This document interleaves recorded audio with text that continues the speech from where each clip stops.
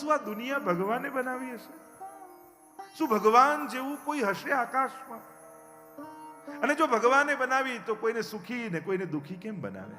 કેટલા પ્રશ્નો મનમાં હોય છે. જો આ પ્રશ્નો તમારા મનમાં હશે તો આ કથા તમારા માટે જ બેસી છે.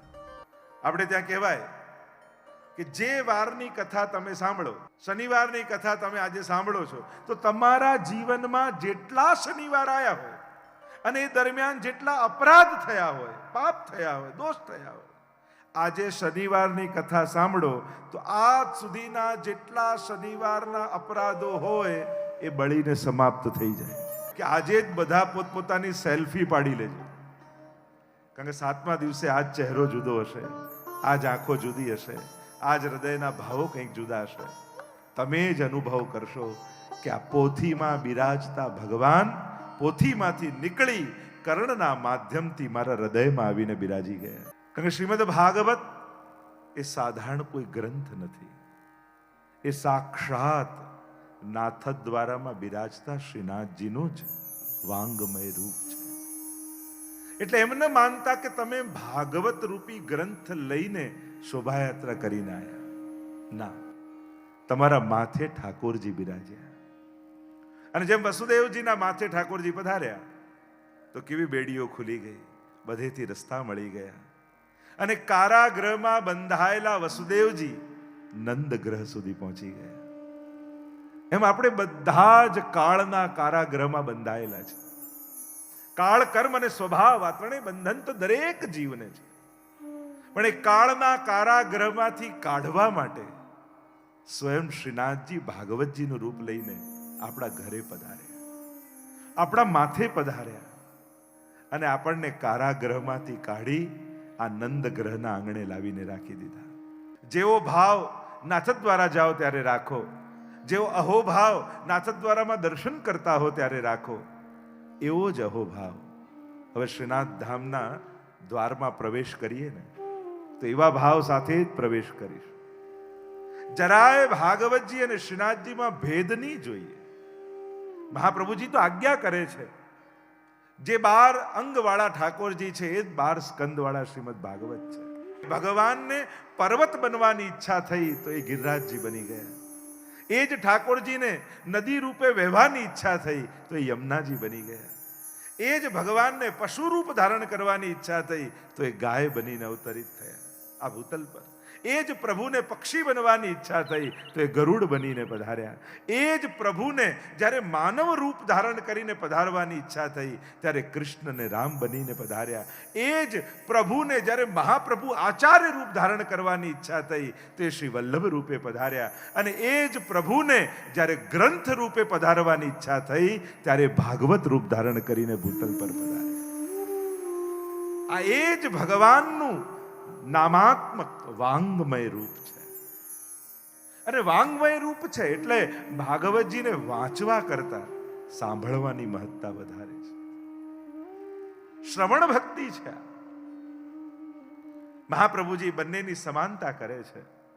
જેમ 12 અંગ દ્વાદશાંગ વહી પુરુષ, જે શાસ્ત્ર કહે છે એ પરમાત્માને 12 અંગ છે, તો શ્રીમદ ભાગવત 12 સ્કંદ વાળા છે.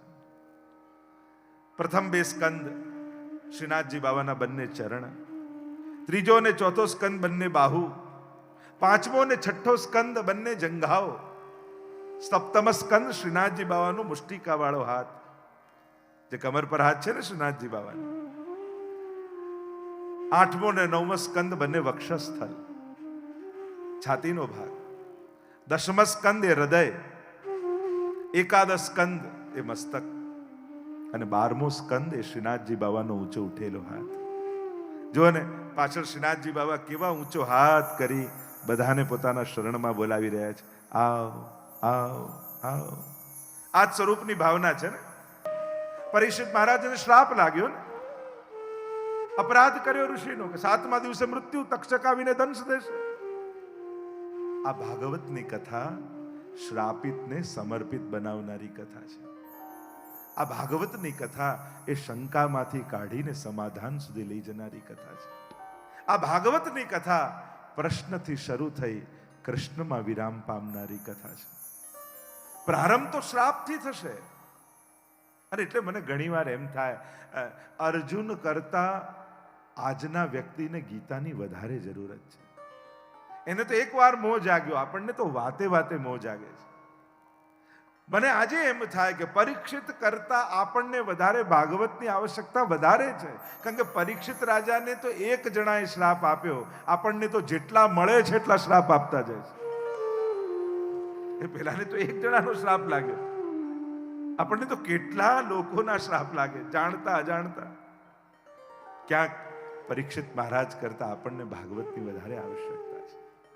સમય જતાની સાથે ગ્રંથો અને શાસ્ત્રોની મહત્તા ઘટતી નથી, એમની મહત્તા વધે છે. ઘણી વાર લોકોને એમ થાય, આટલા વર્ષો વ્યતીત થઈ ગયા, હવે ભાગવતનું આજના 21મી સદીમાં શું, હવે આટલા સમય વ્યતીત થઈ ગયા, હવે ગીતાજીની શું જરૂરિયાત? આટલો સમય વ્યતીત થયો, દુનિયા બદલાઈ, પણ શું ક્રોધ જતો રહ્યો? લોભ જતો રહ્યો? ઈર્ષા જતી રહી? દ્વેષ જતો રહ્યો? પહેલા કરતા વધ્યું હોય એવું નથી લાગતું? જો આપણને એમ લાગે કે જેટલી સ્કૂલો વધશે એટલું સુખ વધશે, જેટલી હોસ્પિટલો વધે એટલું સમાજમાં સુખ વધશે, જેટલી બેંકો વધે એટલું વધશે.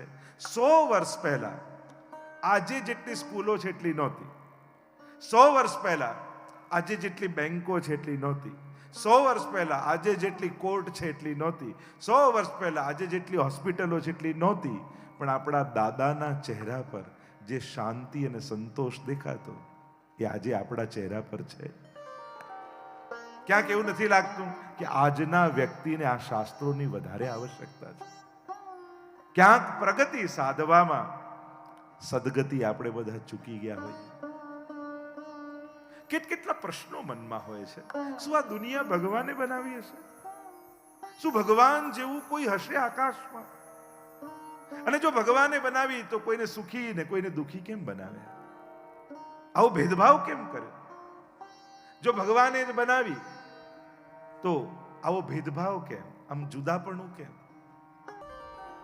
આ અમારો શ્રીનાથજી બાબા એ પ્રત્યેક જીવને ઊંચો હાથ કરીને પોતાના શરણમાં બોલાવે છે. આવ આવ આવ. અને જીવ શરણમાં આવે ને ત્યારે જીવના હૃદયને પોતાની મુઠ્ઠીમાં બંધ કરી લે અને મુઠ્ઠીને કમર પર રાખી અંગૂઠો બહાર કાઢે. એટલે કે માયાને અંગૂઠો બતાવે છે કે આ જીવ મારો થઈ ગયો, હવે તારા કામનો રહ્યો નથી. આ ભાવ શ્રીનાથજીના સ્વરૂપનો છે ને. ઉક્ષિપ્ત હસ્તા પુરુષો ભક્ત. ઊંચો હાથ કરીને શ્રીજી બોલાવે છે. તો આ સાક્ષાત શ્રીનાથજી બાબા શબ્દનું રૂપ ધારણ કરી તમારા કર્ણના માધ્યમથી તમારા હૃદયમાં પ્રવેશ. એટલે હું તો કથા શરૂ થતી હોય ને ત્યારે પહેલા જ દિવસે કહી દઉં કે આજે જ બધા પોતપોતાની સેલ્ફી પાડી લેજો. કારણ કે 7મા દિવસે આજ ચહેરો જુદો હશે, આજ આંખો જુદી હશે, આજ હૃદયના ભાવો કંઈક જુદા હશે. તમે જ અનુભવ કરશો કે આ પોથીમાં બિરાજતા ભગવાન પોથીમાંથી નીકળી કર્ણના માધ્યમથી મારા હૃદયમાં આવીને બિરાજી ગયા છે. આ જ યાત્રા છે 7 દિવસની. પ્રભુ આજે નીકળ્યા તમારા સુધી આવવા માટે અને શબ્દનું રૂપ ધારણ કરી. જો ભગવાનના અનેક અવતારો છે, અનેક અવતાર. જેવા અસુર એવો અવતાર. હિરણ્યકશિપુને મારવો છે તો ભગવાન નરસિંહ બની ગયા. હિરણ્યાક્ષને મારવો છે તો ભગવાન વરાહ બની જાય છે. બલિ પર કૃપા કરવી છે તો વામનમાંથી વિરાટ બની જાય છે. જેવા અસુર એવા અવતાર. તો કે ભગવાનને વાંગમય અવતાર કેમ લેવો પડ્યો? આટલા અવતારો તો છે. તો કે અહીંયા અસુર શબ્દમય છે. કોણ અસુર છે? તો કે પરીક્ષિતને લાગેલો શ્રાપ એ શબ્દમય છે. 7મા દિવસે મૃત્યુ અને એ શબ્દ શ્રાપ રૂપ અસુરને મારવા માટે ભગવાન ભાગવત રૂપી વાંગમય અવતાર ધારણ કરે. કારણ કે અસુર વાંગમય છે તો અવતાર પણ વાંગમય. આ એવી દિવ્ય કથા ને ગાથા છે વૈષ્ણવો. શાસ્ત્ર એમ કહે છે આ ભાગવત એવું પુણ્ય કર્મ છે કે શાસ્ત્રોમાં જેટલા પુણ્યો બતાવવામાં આવ્યા છે એમ થાય કે આ જુદા જુદા પુણ્ય જીવનભરમાં ક્યારે પૂરા થશે? કોઈ એક એવું પુણ્ય ખરું કે જે હું કરું અને સમસ્ત પુણ્યોના મને ફળ મળી જાય? તો કે હા, ભાગવત એવું સત્કર્મ છે. કેવલ ભાગવત કરવા માત્રથી શાસ્ત્રોમાં બતાવેલા સમસ્ત પુણ્યોના ફળની પ્રાપ્તિ થાય છે. એમ કહેવાય છે કે જ્યાં ભાગવત બિરાજમાન હોય ત્યાં સકલ તીર્થો આવીને નિવાસ કરે છે. એટલે કે તમે કેવલ ભાગવતની પરિક્રમા કરો તો ભારત વર્ષના જેટલા તીર્થો છે એ સમસ્ત તીર્થોની યાત્રાનું પુણ્ય તમને મળે. એવો મહિમા ભાગવતનો છે. તમને એમ થાય કે હું 24 અવતારના મંદિરની યાત્રા કરવા જાઉં તો કેટલાય મહિના નીકળી જાય ને કદાચ 24 અવતારના મંદિર નાય મળે. પણ એક ભાગવતની પરિક્રમા કરો તો 24 અવતારના મંદિરની યાત્રાનું પુણ્ય મળે. કહેવાય છે કે 33 કોટી દેવતાઓ જ્યાં ભાગવત બિરાજમાન થાય ત્યાં આવીને ઉપસ્થિત થઈ જતા હોય છે અને એક જ શબ્દનું ઉચ્ચારણ કરતા હોય છે, તથાસ્તુ તથાસ્તુ તથાસ્તુ. એટલે કે અહીંયા બેસીને જે કાંઈ પણ સંકલ્પ જીવ કરે, નિશ્ચિત ભાગવત એવું કલ્પ વૃક્ષ છે, એના સકલ મનોરથો પૂર્ણ થતા હોય છે.